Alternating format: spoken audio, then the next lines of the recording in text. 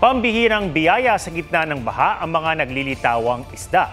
Pero ayon sa isang eksperto, huwag mamingwit agad dahil baka ikapahamak niyan. May report si Katrina Son.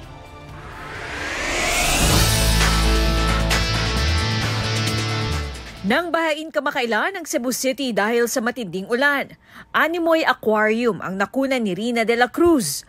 May lumangoy kasing malaking isda. Ayon sa mga netizen na nag-comment sa kanyang post, posibleng may umapaw na fish pond kaya napunta sa kalsada ang isda. Sa Parañaque naman noong 2022, panahong nanalasa ang Typhoon Paeng. Kanya-kanyang kuha ang mga residente ng mga naglitawang tilapia.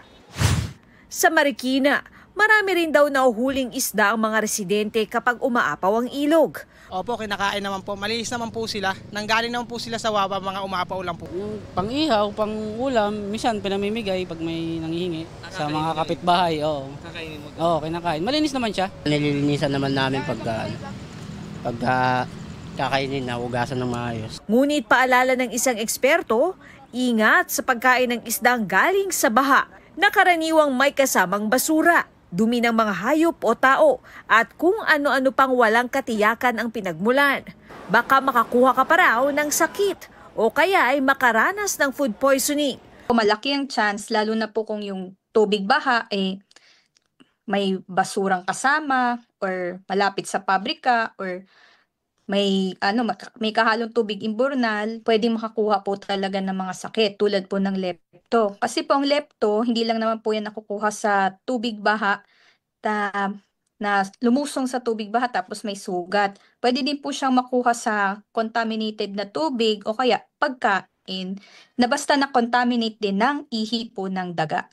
Dapat daw tandaan kapag niluto ang isda, hindi garantiyang mamamatay ang lahat ng mga bakterya at mga parasite na dala nito. Mas malala kung kontaminado ang isda ng kemikal, lalo ng mercury na mahirap daw matanggal sa sistema ng tao. Agad magpatingin sa doktor kapag may kakaibang naramdaman pagkakain ng isdang galing sa baha.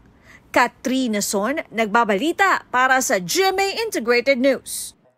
Huwag magpahuli sa mga balitang dapat niyong malaman. Mag-subscribe na sa GMA Integrated News sa YouTube.